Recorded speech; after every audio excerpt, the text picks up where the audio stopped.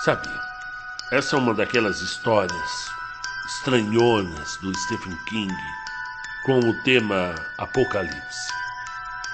Eu espero que vocês gostem. Eu, na verdade, gostei bastante. Conta um Conto apresenta de Stephen King, Espuma Noturna. Narração Marcelo Fávaro. Não deixe de fazer sua inscrição. O canal se mantém no ar com a ajuda de seus ouvintes pela chave Pix marcelofc18@hotmail.com ou pelo nosso Apoia-se. Vamos à história.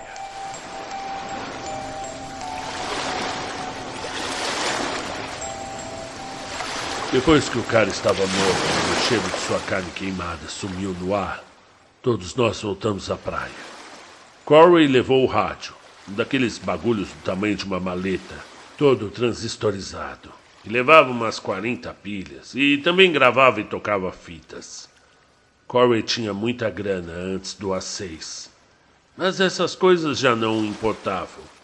Até mesmo o seu enorme rádio gravador não passava de um bonito pedaço de sucata. Só restavam 2 estações no ar, pelo menos as que a gente conseguia captar. Uma era a WKDM de Portsmouth, um disc-jockey do interior que se tornara maníaco religioso. Ele tocava um disco do Perry Como, fazia uma prece, chorava, tocava um disco do Johnny Ray, lia os salmos, completo, com a pronúncia arcaica dos nomes de origem judaica, exatamente como o James Dean no filme Is the Eden. E depois chorava bastante. Coisas do bom tempo, assim. Um dia ele cantou Brigging in the Sheaves numa voz tão engasgada e envelhecida que acabou provocando risos histéricos em Needles e em mim. A estação de Massachusetts era melhor, mas só conseguíamos pegá-la à noite. Era um bando de garotos. Creio que se apoderaram das instalações transmissoras da WRKO ou da WBS, depois que todos se foram ou morreram. Só irradiavam prefixos com trocadilhos, como W-Dope ou Kant ou WA6 ou coisa parecida. Realmente era engraçado, sabe? A gente morria de rir. Era essa a estação que escutávamos no caminho de volta à praia. Eu ia de mãos dadas com Suzy, Kelly e John estavam à nossa frente, e o Needles já ultrapassara o topo da ponta e sumira de vista. Corey vinha à retaguarda, balançando o rádio ao ritmo dos Rolling Stones, que cantava Andy. "Você me ama?" perguntou Suzy. Isso é tudo que eu quero saber. Você me ama?" Suzy precisava de constante reafirmação. Era o seu ossinho de brinquedo. "Não", respondi. Ela estava engordando e, se vivesse o suficiente, o que não era provável, ia realmente ficar flácida. Já estava com os lábios canudos demais. "Você é podre", disse ela levando uma mão ao rosto. O verniz de suas unhas brilhou palidamente à meia-luz que surgia no horizonte cerca de 1 hora antes. "Você vai chorar outra vez?" "Cala a boca!" Parecia mesmo que ela ia chorar de novo. Chegamos em cima da ponta e eu parei. Sempre tenho que parar ali. Antes do A6, a praia era pública. Turistas, farofeiros, garotinhos de narizes correndo, balofas avós com braços avermelhados pelo sol, papel de bala, pauzinho de pirulito na areia, todas as pessoas bonitas bulinando-se em suas toalhas de praia, mescladas com o cheiro de gás de escapamento que vinha do estacionamento, das algas marinhas e do óleo de bronzear. Agora, porém, toda a sujeira e porcaria se fora. O oceano devolvera tudo com a mesma naturalidade com que a gente come um punhado de bolacha. Não havia pessoas para voltar e sujar tudo outra vez. Só a gente. E não éramos em número suficiente para fazer tanta sujeira. Além disso, creio que amávamos aquela praia. Não havíamos acabado de oferecer-lhe uma espécie de sacrifício? Mesmo Suzy, a putinha Suzy, com a sua bunda gorda e seu jeans de boca larga. A areia era branca e formava dunas, marcada apenas pela linha da maré alta. Algas marinhas e pedaços de madeira carcomida pelo mar. O luar delineava sombras negras em forma de lua crescente e dobras por toda a parte. A abandonada torre do salva-vidas erguia-se, branca e esquelética, a cerca de 50 metros dos estiários, apontando para o céu como um dedo descarnado. E a espuma? Bem, a espuma noturna, lançando grandes nuvens de borrifos, quebrando-se contra as pedras em intermináveis ataques, até onde a nossa vista podia alcançar. Talvez aquela água estivesse a meio caminho da Inglaterra na noite anterior. Andy, com os Stones, anunciou a voz no rádio de Corey. Tenho certeza de que vocês curtiram essa. Uma explosão do passado que é um gás dourado diretamente do cemitério de discos. Uma faixa legal. Eu sou Bob. Era a noite de Fred, mas Fred está gripado. Tá todo inchado. Suzy soltou uma risadinha, e então com as primeiras lágrimas ainda nas pestanas. Comecei a caminhar depressa para a praia, a fim de mantê-la calada. Esperem! Berrou Corey. Bemi! Ei, Bemi, espere aí! O cara no rádio estava lendo uma poesia pornográfica, e uma garota ao fundo perguntava onde ele tinha deixado a cerveja. Ele respondeu alguma coisa, mas a essa altura já estávamos na praia. Olhei para trás a fim de verificar o progresso de Corey. Ele descia sentado, escorregando sobre o traseiro como sempre, parecendo tão ridículo que eu até senti um pouco de pena dele. Você quer correr comigo? Perguntei a Suzy. E por quê? Dei-lhe uma palmada na bunda e ela soltou um gritinho. Só porque é gostoso correr. Corremos. Ela ficou para trás, resfolegando como uma égua e pedindo-me que diminuísse o passo. Mas tirei-a da cabeça. O vento corria em minhas orelhas e soprava-me os cabelos da testa. Pude sentir o sal no ar, forte e pungente. As ondas se quebravam com estrondo, parecendo espuma de vidro negro. Descalquei as sandálias de borracha e corri descalço pela areia, não me importando com as ocasionais pontadas das conchas agudas. O sangue rugia em minhas veias. E então, lá estava o abrigo, com Needles lá dentro e Kelly e Joan de pé ao lado, de mãos dadas, olhando para o mar. Rolei para a frente, sentindo a areia descer pelas costas da camisa, e esbarrei nas pernas de Kelly. Ele caiu em cima de mim, esfregando-me o rosto na areia enquanto Joan ria. Levantamo-nos e sorrimos um para o outro. Suzy desistira de correr e caminhava devagar em nossa direção. Corey já estava quase junto dela. Bela fogueira, disse Kelly. Você acha que ele veio mesmo de Nova York, como disse? Indagou Joan. Eu não sei. De qualquer forma, não fazia diferença. Ele estava ao volante de um enorme Lincoln quando o encontramos, semi-inconsciente, delirante. A cabeça inchara até o tamanho de uma bola de futebol, e o pescoço parecia uma linguiça. Tinha Captain Strip e não iria muito longe. Portanto, nós o levamos até a ponta que domina a praia e o queimamos. Ele disse que se chamava Alvin Sheckham. Não parava de chamar pela avó. Pensou que Suzy era sua avó. Ela achou graça. Só Deus sabe por que achou graça. Suzy acha graça nas coisas mais estranhas. Queimar o homem foi ideia de Corey, embora tivesse começado como uma brincadeira. Ele lera todos aqueles livros a respeito de bruxaria e magia obscura na universidade e se manteve sorrindo maldosamente para nós no escuro, junto ao Lincoln de Alvin. Sheckham dizendo-nos que, se oferecêssemos um sacrifício aos deuses das sombras, talvez os espíritos continuassem a nos proteger contra o A6. É claro que nenhum de nós acreditou naquela conversa fiada, mas começamos a falar cada vez mais sério. Era uma coisa nova a fazer e E finalmente fomos em frente. E fizemos. Amarramos o cara ao aparelho de observação no topo da ponta.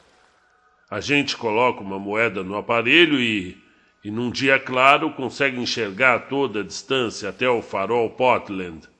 Amarramos o cara com nossos cintos e depois fomos procurar mato seco e madeira trazida pela maré, como crianças entretidas num novo tipo de brincadeira de esconder. E durante todo o tempo, Alvin Sakian se limitou a ficar ali, escorado, balbuciando para a avó. Os olhos de Suzy ficaram muito brilhantes e ela começou a respirar depressa. Estava realmente excitada. Descemos para a ravina no outro lado da ponta de pedra e Suzy se encostou em mim, beijando-me. Usava batom demais e foi como beijar um prato engordurado. Empurrei-a para longe de mim e foi aí que ela começou a se mostrar emburrada. Tomamos a subir, todos nós, e empilhamos os gravetos e galhos secos até a cintura de Alvin Sakian. Needles acendeu a pira e ela ardeu depressa. No final, logo antes de seus cabelos pegarem fogo, o cara começou a gritar. O cheiro era parecido como um porco agridoce à moda chinesa. Tem um cigarro, Bimmy? Perguntou Needles. Tem cerca de 50 pacotes de cigarros atrás de você. Ele sorriu, dando um tapa no mosquito que lhe picava o braço. É que eu não quero me mexer. Dei-lhe um cigarro e sentei-me. Suzy e eu encontramos o Needles em Portland. Ele estava sentado no meio-fio, em frente ao Teatro Estadual, tocando músicas de Lead Belly numa grande e antiga guitarra Gibson que roubara em algum lugar. O som ecoava pela Congress Street como se ele estivesse tocando numa sala de concertos. Suzy parou diante de nós, ainda sem fôlego. Você é podre, Bernie. Ora, vamos, Sue. Vira o disco. Esse lado já encheu o saco. Seu bastardo, seu estúpido, seu insensível filho de uma puta, nojento. Ó, você vai embora daqui, senão eu te fecho o olho com um morro, Suzy. Repliquei. Você quer ver? Ela começou a chorar outra vez. Era mesmo boa nisso. Corey se aproximou e tentou abraçá-la. Ela lhe deu uma cotovelada na virilha e ele cuspiu na cara dela. Eu mato você! Suzy avançou para ele, gritando e chorando, movimentando as mãos como hélices. Corey recuou, quase caiu e depois virou as costas e fugiu. Suzy o perseguiu, gritando obscenidades histéricas. Needles jogou a cabeça para trás e riu. O som do rádio de Corey chegava até nós levemente, quase abafado pelo barulho da arrebentação. Kelly e Johan tinham se afastado. Pude vê-los à beira do mar, caminhando enlaçados pela cintura. Parecia um cartaz da vitrine de uma agência de viagens. Voe para a linda San Lorca. Tudo bem. Tinham um relacionamento legal. Bunny, que é? Fiquei sentado, fumando e pensando em Needles levantando a tampa de seu isqueiro Zip, rolando a roda para fazer centelhas com aço e pedra, como um homem das cavernas. Eu peguei, disse Needles. É mesmo? Você tem certeza? É claro que eu tenho. Eu sinto dores na cabeça e no estômago. E tá doendo para mijar. Sei lá, talvez seja a gripe Hong Kong. Suzy teve Hong Kong. Pediu uma bíblia. Eu ri. Isso acontecera quando ainda estávamos na universidade, cerca de uma semana antes de fecharem definitivamente. Um mês antes de começarem a transportar cadáveres em caminhões basculantes e enterrá-los em covas comuns, com tratores. Veja, ele acendeu um fósforo e iluminou o ângulo inferior do maxilar. Pude ver as primeiras manchas triangulares, a primeira inchação. Era mesmo A6. Está certo. Eu não me sinto tão mal. Isso é, mentalmente. Mas você não.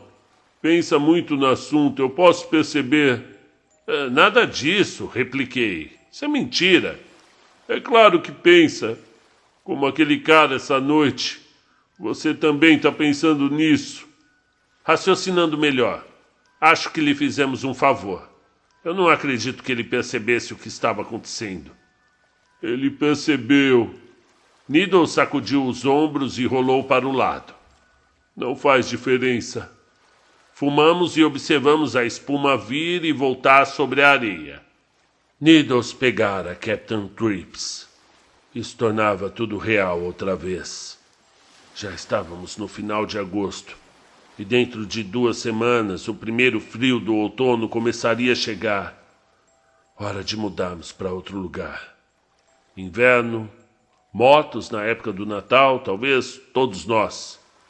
Na sala de visitas de alguém, com o rádio gravador de Corway sobre uma estante cheia de livros, aquele monte de livros condensados, e o sol fraco de inverno lançando sobre o tapete desenhos sem significação através das vidraças.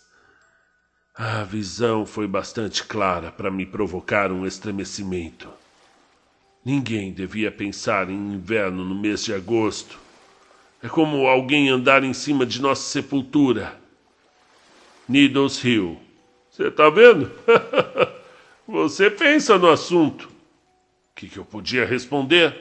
Levantei-me. Eu vou procurar a Suzy. Talvez sejamos as últimas pessoas no mundo, Bernie. Você já pensou nisso? Ao pálido luar, ele já parecia meio morto, com profundas olheiras e os dedos pálidos e imóveis como lápis. Desci até o mar e olhei para o horizonte. Nada havia para ver senão os inquietos e movimentados topos das ondas, encimados por delicados penachos de respingos de espuma. O trovão da arrebentação era tremendo ali à beira d'água. Maior que o mundo. Era como estar no interior de uma tempestade elétrica. Fechei os olhos e balancei-me nos pés descalços. A areia era fria, úmida e compacta. E se fôssemos as últimas pessoas no mundo? E daí? Aquilo continuaria enquanto existisse uma lua para provocar as marés. Suzy e Corway estavam na praia. Suzy cavalgava-o como se ele fosse um potro selvagem, batendo-lhe a cabeça na espumante torrente de água. Corway espadanava, batendo os braços. Estavam ambos encharcados. Aproximei-me e derrubei Suzy com o pé. Corway ficou de 4, bufando e ressolegando. Eu odeio você! Gritou ela. Sua boca era um escuro crescente que parecia sorrir. Parecia a entrada de um parque de diversões. Quando eu era criança, minha mãe costumava levar-nos ao Parque Estadual Harrison, e lá existia uma casa de loucuras, cuja fachada era uma enorme cara de palhaço. A gente entrava pela boca sorridente. Vamos, Suzy. Levante-se, Lulu. Estendi a mão. Suzy a agarrou com certa hesitação e se pôs de pé. Tinha a blusa e a pele sujas pela areia úmida. Não precisava empurrar, Bemi. Você nunca... Ela não era como uma vitrola de bar. Não era preciso inserir uma ficha e ela nunca se desligava. Subimos pela praia em direção à concessão principal. O homem que gerenciava o local tinha um pequeno apartamento no sobrado. Havia uma cama. Suzy não merecia realmente uma cama, mas... Needles tinha razão a respeito de uma coisa. Não fazia diferença. Ninguém mais prestava atenção à contagem do jogo. A escada ficava ao lado do prédio, mas parei por um instante para olhar pela vitrine quebrada as mercadorias empoeiradas que ninguém se dera ao trabalho de saquear. Pilhas de suéteres, estampadas no peito com as palavras Anson Beach, e um desenho de céu e mar. Pulseiras brilhantes que deixariam a pele do pulso verde de azinhavre com apenas 1 dia de uso. Cintilantes brincos ordinários. Bolas de praia, cartões postais obscenos, madonas de cerâmica mal pintada, vômito plástico. Eram tão reais. Experimente em sua esposa. Fogos de festa da independência para um 4 de julho que jamais chegara. Toalhas de praia com uma voluptuosa garota de biquíni cercada pelos nomes de uma centena de balneários famosos. Flâmulas, lembranças de Anson Beach e End Park. Balões de gás, roupa de banho. Na frente, um bar com um grande letreiro dizia: experimente nossa torta especial de mariscos. Eu costumava ver frequentemente a Anson Beach quando ainda estava no ginásio. Isso foi 7 anos antes do A6. E eu namorava uma garota chamada Marilyn. Bem, era uma pequena alta, que tinha um maiô quadriculado cor-de-rosa. Eu costumava dizer que parecia tecido de toalha de mesa. Tínhamos passado pela calçada de madeira em frente àquela concessão. Nunca experimentamos a torta especial de mariscos. Que você está olhando? Nada, vem comigo. Tive pesadelos horríveis com Alvin Sackham, que me provocaram suor. Ele estava colocado ao volante de seu brilhante Lincoln amarelo, falando na avó. Não passava de uma caveira inchada e negra, com um esqueleto chamuscado. Cheirava a carne queimada. Falava interminavelmente e, depois de algum tempo, não conseguia entender uma só palavra. Acordei respirando com dificuldade. Suzy estava deitada de traves em minhas coxas, pálida e inchada. Meu relógio marcava 13h50, mas estava parado. Lá fora ainda estava escuro. A arrebentação continuava a produzir um estrondo. Parecia mais forte. Maré alta. Devia ser umas 4h15. Logo amanheceria. Levantei-me da cama e fui à porta aberta. A brisa do mar era agradável em meu corpo quente. A despeito de tudo, eu não queria morrer. Fui ao canto e peguei uma cerveja. Havia 3 ou 4 caixas de latas de cerveja empilhadas contra a parede. Estava morna, pois não havia eletricidade. Contudo, eu não me importo com cerveja morna, ao contrário da maioria das pessoas. Apenas faz um pouco mais de espuma. Cerveja é cerveja. Voltei ao patamar, sentei-me e puxei o anel para abrir a lata. E então ali estávamos, com toda a raça humana exterminada. Não por bombas atômicas, ou por uma guerra biológica, ou por poluição, ou qualquer coisa tão grandiosa, apenas pela gripe. Eu gostaria de fincar uma enorme placa. Onde? Na planície salgada, de Bonneville, talvez. O quadrado de bronze, 5 quilômetros de lado, e com grandes letras em relevo. Ele diria aos eventuais visitantes vindos do espaço: apenas a gripe. Coloquei a lata de cerveja por cima do corrimão. Ela caiu com um ruído metálico oco na calçada de cimento que rodeava o prédio. O abrigo era um triângulo escuro na areia. Tentei adivinhar se Needles estava acordado. Tentei adivinhar se eu estava. Bunny! Ela estava de pé à porta, usando uma de minhas camisas. Eu detesto isso. Ela sua como uma porca. Você já não gosta muito de mim, não é mesmo, Bunny? Eu não respondi. Havia ocasiões em que eu ainda era capaz de sentir pena de tudo. Ela não me merecia mais do que eu a merecia. Posso sentar aí com você? Duvido que haja largura bastante para nós dois. Ela emitiu um soluço engasgado e começou a voltar para o interior do apartamento. Needles. Ele pegou às 6, declarei. Ela parou e olhou para mim. As feições imóveis. Não brinca, Bernie. Acendi um cigarro. É impossível. Ele já teve. Sim? Ele teve a 2. A gripe Hong Kong. Exatamente como você, como eu, Corey, Kelly, Joan. Mas isso significaria que ele não está imunizado. Sim. Então nós também podemos pegar? Talvez ele tenha mentido quando disse que já teve a 2, para que a aceitássemos naquela ocasião. Comentei. O alívio se espraiou em seu rosto. É claro, É isso aí. Se fosse eu também mentiria. Ninguém gosta de ficar só, não é mesmo? Ela hesitou. Vai voltar para a cama? Agora não. Ela entrou. Eu não precisava dizer a ela que a A2 não era garantia contra a 6. Ela sabia já disso. Apenas bloqueara a ideia. Fiquei sentado observando a espuma. Estava forte para valer. Anos atrás, Anson Beach fora o único lugar decente para se fazer surf em todo o estado. A ponta era uma corcova negra e saliente, silhuetada contra o céu. Tive a impressão de conseguir enxergar a torre do posto de observação, mas provavelmente não passava de imaginação. Às vezes, Kelly levava Johan para o topo da ponta. Não creio que estivessem ali essa noite. Coloquei o rosto nas mãos e apertei-o, sentindo a pele, sua granulação e textura. Tudo se estreitava tão depressa e era tão ruim. Não tinha qualquer dignidade. As ondas chegando, infinitas, limpas e profundas.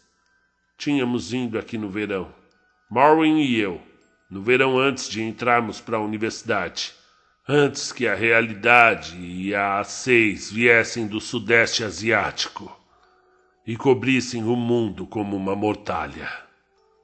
Julho comemos pizza e escutamos o rádio de Maureen.